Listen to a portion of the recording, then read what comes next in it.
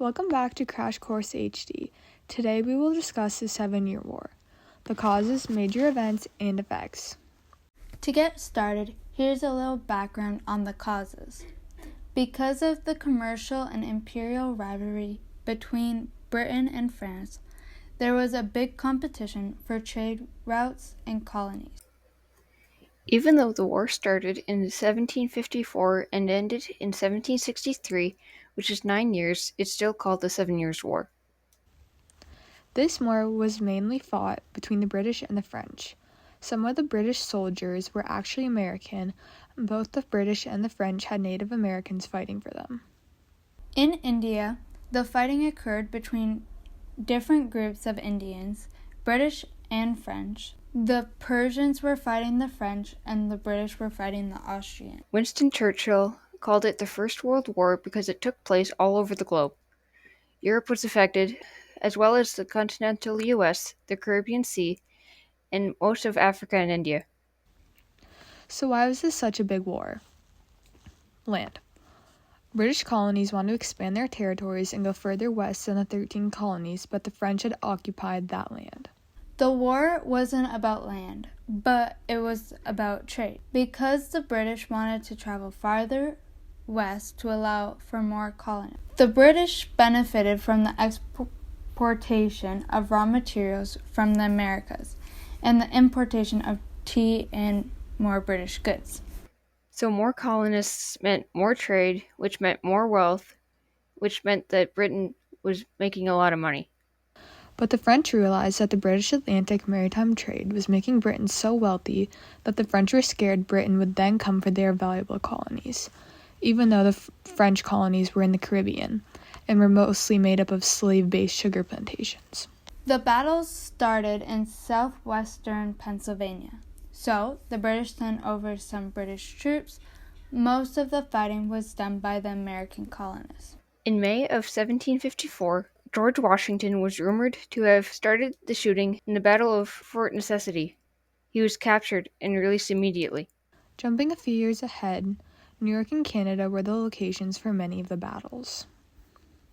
In the Battle of the Plains of Abraham, 1759, the British defeated the French and captured the city of Quebec.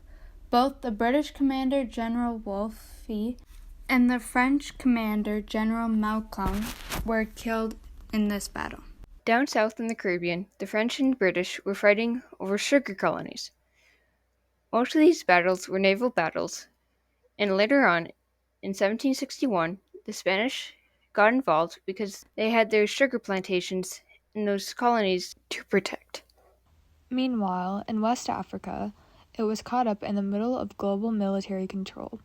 The British had attacked the French at a trading post in St. Louis and Gore Island, both located in the Sango River. Why? Well, you guessed it. It's a trade. Senegal was a major resource of gum, Arabic, which the British and French wanted lots of. The French and the British were also fighting over India.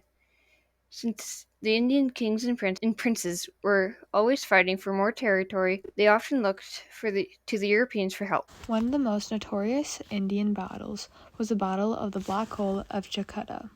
It was called this because when British soldiers were captured by Siraji Delu, the Nawab of Bengal, and were put in a windowless room and suffocated overnight. Because of a conspiracy theory between the Bengal banking family, the Seths, and the Nawabs were replaced, and the new Nawab made a treaty with the East India Company. Therefore, the British had complete control over the trade in Bengal, and the French were excluded from it. By excluding the French, it gave the British an advantage, so that they had complete control over India. By now you figured the war was being lost by the French. So, in Paris 1763, a peace treaty was signed that limited the French presidents present in the Caribbean, India, and in North America. The British weren't the only ones without losses, though. 18th century armies usually fed themselves by pilgriming, so settlers and colonists lived in constant fear of raids. The British also had extreme debt. In 1756, the British national debt was only £75 million, and in 1763 it was £133 million.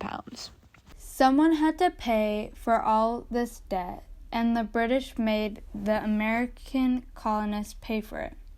These taxes helped to spiral the American Revolution.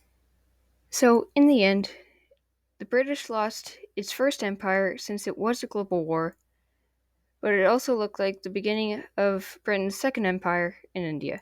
So that's the 7-Year War. Thanks for listening and see you next time on Crash Course HD.